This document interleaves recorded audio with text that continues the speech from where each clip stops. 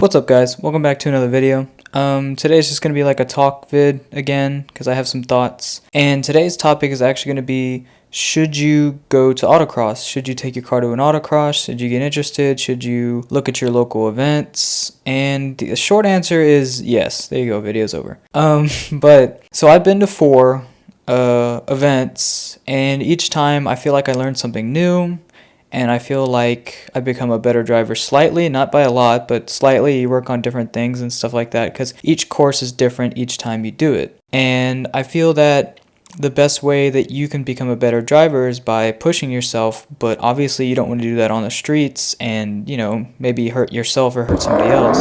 So I feel like it's a good outlet for you to just kind of venture out and like see what you like in your driving style and kind of improve yourself a little bit. So some basic things to know is that it's not really that expensive. It's not like you're going on a full track day and stuff like that and you need a bunch of hardware and you need a bunch of stuff, because you can bring, I've seen guys out there that have a couple sets of wheels, jack, change it out. They have a bunch of like sprayers for their 200 treadwear tires and stuff like that, but you can start basic. You can start with a stock car. They have classes for that, and then just bring a hat, sunscreen, some sunglasses and stuff like that, and go out there. Some events or some people that host events have rent helmets and stuff like that, so you don't always have to buy one. But my advice would be buy one. If you're going to do this in the long run, just might as well get one. That way you always know that you can bring one with you. You have it with you. It's a fun thing to do. I like it a lot. It's a pretty good thing to do, There's no script for this video, so I'm just kind of freeballing it.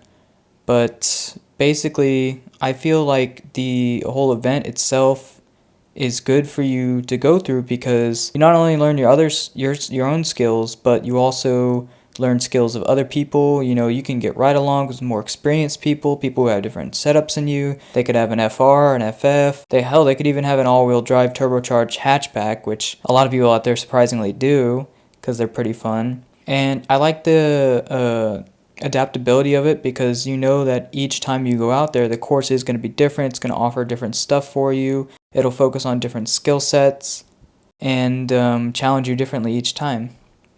So like I said, it's not that expensive, so you don't technically need a helmet, but double check with your local person, whoever's offering it. Mine is SASCA, San Antonio Sports Car Association, and I believe they charge $30 an event.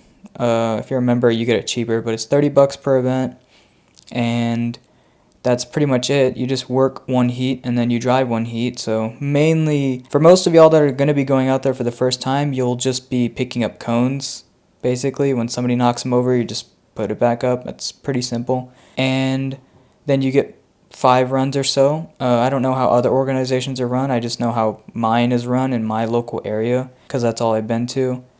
And it's going to be nerve-wracking the first time. I know my first time I had not memorized the course, so my second run was like absolute ass, my first event. And I did fine on the first run and I knew where I was going, but the second run I got too excited. So it's okay, it's going to be your first time going and you're going to be a little anxious and, you might get worried about some stuff. But in the long run, you're going to look back at it and be like, well, that was a crap show, but at least you went out there and you challenged yourself and you did something new.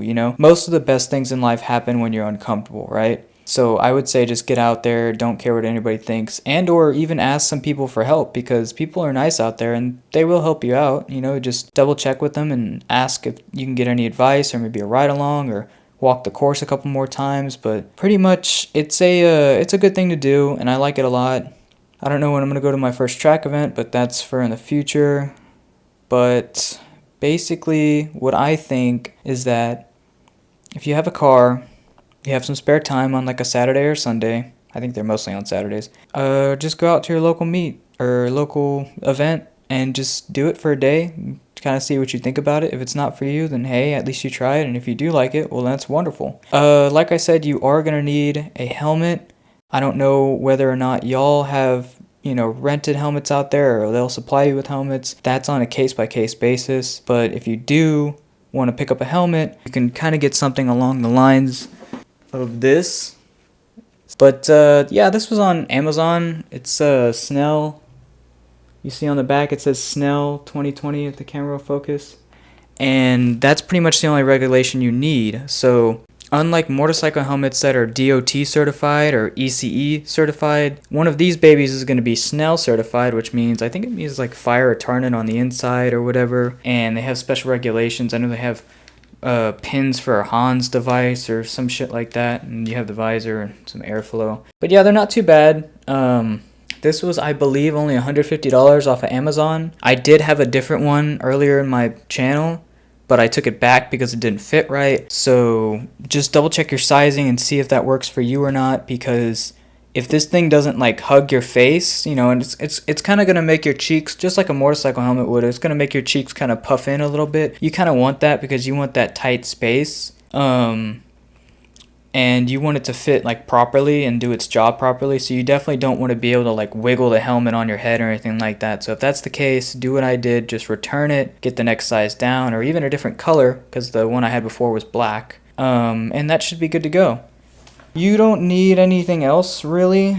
I mean, there's a lot of things you could need, but just socialize. You know, somebody might let you use their stuff over there, and tire pressure gauges, maybe some compact tire inflators and stuff like that. But the whole point is just getting your feet wet. You know, just try it out and see if you like it or not. Don't beat yourself too much up about times. Those will get better with time. Your times will get better with time, but just go out there and just try it out. That's the whole point of this vid, is just to tell you, just go do it, because it's really fun. You'll meet a lot of cool people. Generally, the community is really friendly, and nobody's like an asshole, like at like some certain car meets and stuff like that. Generally, everyone's pretty cool. Everybody knows how to drive their car very well. But yeah, it all just depends on your thoughts about it and how you want to go about it. But at the end of the day, again, I'd recommend you just go do it. It's a really fun thing, and it helps you test your limits in a safe environment, because the only things you have to hit out there are other people, which I hope you don't, but I mean, they're not going to be right next to you. I mean, events are really, really smart about how they place everything and how they place the cones and how they have people and stuff like that. And there's people out there to flag you, to tell you to slow down. So I mean, the main thing I would say is just be aware when you're out there. Have like spatial acuity or peripheral vision, whatever you want to call it, to make sure that you see everything that's going around you and you're just looking ahead. I think that's the main thing. So I would say go try it out. I'm going to show a clip of my latest event, my best run of the day. It was a 42.293 or 42.283, something like that. But yeah, go ahead and check this clip out, guys. I'm still nowhere near where I want to be. I'm getting cleaner and faster, but I still need to be more aggressive and just, you know, get better times overall. So check it out.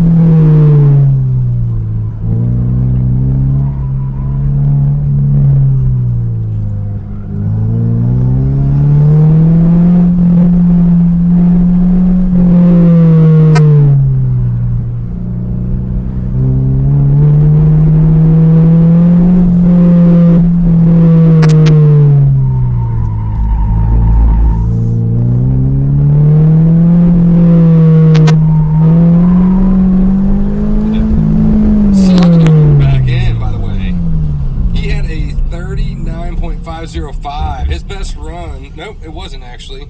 Slowed down slightly, but still a great time there. And then Rachel, 40.511, slows down slightly, but at least she was clean, so good job, Rachel. Especially after how, you know, last week at Lone Star Park was for us. I'm glad you had some clean runs. That was frustrating.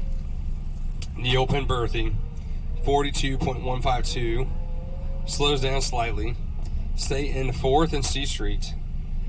Then Matthew Flora, he gets